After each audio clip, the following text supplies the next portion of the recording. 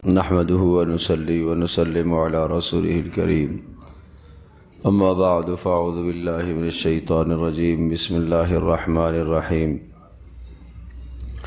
ما عندكم ينفد وما عند الله باق صدق الله مولانا العظيم۔ ہر شخص یہ چاہتا ہے کہ میرے مال کی حفاظت رہے اور میری جان کی بھی حفاظت رہے اور میرے گھر بار کی بھی حفاظت رہے، اور اس حفاظت کے لیے انسان کئی تدابیر اختیار کرتا ہے۔ جو تدابیر ہم اختیار کرتے ہیں اگر وہ تدابیر جائز اور بہتر طریقے سے اور شریعت کے مطابق ہوں تو منع نہیں ہے، لیکن ان تدابیر کے ساتھ ساتھ وہ تدابیر بھی اختیار کر لی جائیں، اور بلکہ ایمان کا حصہ ہے کہ ہم ان تدابیر کو بھی اختیار کریں جو رسول پاک صلی اللہ علیہ وسلم نے ہمیں بتائی ہیں۔ ایک دعا احادیث مبارک میں آتی ہے، بسم اللہ علی دینی و نفسی و اہلی و مالی۔ چار چیزوں کی حفاظت: دین کی حفاظت، جان کی حفاظت، مال کی حفاظت اور بچوں کی حفاظت۔ دین کی حفاظت، جان کی حفاظت، مال کی حفاظت اور بیوی بچوں کی حفاظت۔ بہت آسان الفاظ ہیں۔ فجر کی نماز کے بعد بھی 3 مرتبہ یہ کلمات پڑھ لیا کریں، اور مغرب کی نماز کے بعد بھی 3 مرتبہ یہ کلمات پڑھ لیا کریں، بسم اللہ علی دینی و نفسی و مالی و اہلی۔ تو 4 چیزیں میں نے اس لیے گنوائی ہیں تاکہ یاد رہ جائے: دین، جان اور مال اور گھر بار یعنی بچے اور بیوی، گھر کے سب افراد۔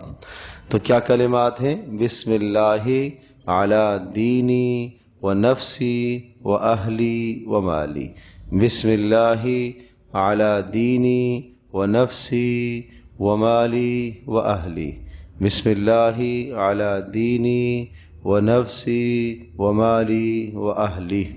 تو یہ 4 چیزوں کی حفاظت ہو جائے گی اس مبارک دعا کے ذریعے سے کہ میں اللہ کے نام سے شروع کرتا ہوں، اللہ کے نام کے سپرد کر دیتا ہوں اپنی جان کو بھی، اپنے دین کو بھی، اپنی اولاد کو بھی، اپنے مال کو بھی۔ جب اللہ کے سپرد کر دیا ہے تو اللہ تبارک و تعالی ضرور حفاظت فرمائے گا۔ اور دوسرا عمل، آیت الکرسی کا اہتمام کثرت سے کیا جائے۔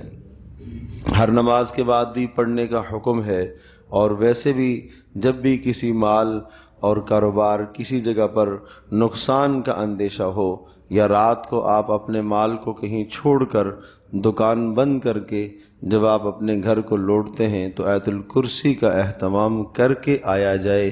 اور یہ رسول پاک صلی اللہ علیہ وسلم کی ایک طویل حدیث ہے جس میں حضرت صلی اللہ علیہ وسلم نے یہ عمل بتایا۔ ابو ہریرہ رضی اللہ تعالیٰ عنہ کو مقرر فرمایا تھا، رات کو شیطان آیا، مال چرانے لگا، اس کو پکڑ لیا، اس نے زاری کی۔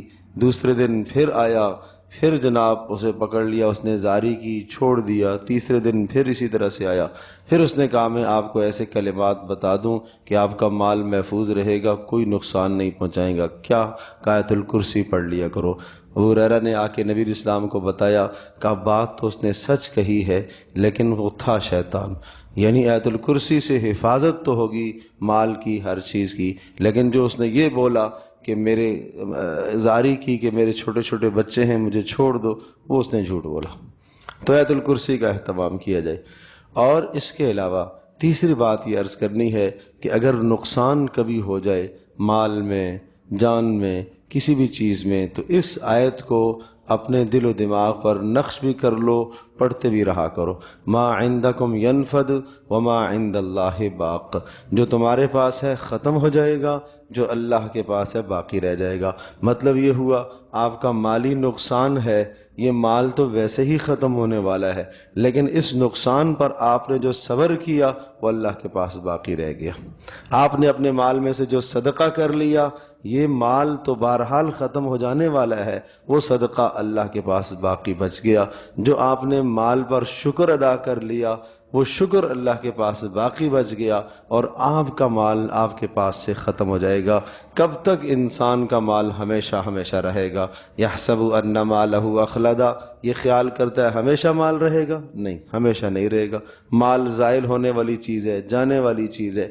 تو کبھی اگر نقصان ہو جائے تو اس نقصان کی وجہ سے انسان اس قدر پریشان نہ ہو کہ آدمی اپنے فرائض اور واجبات کو چھوڑ دے اور اللہ کی تقدیر کے متعلق برے برے خیالات آنے لگیں۔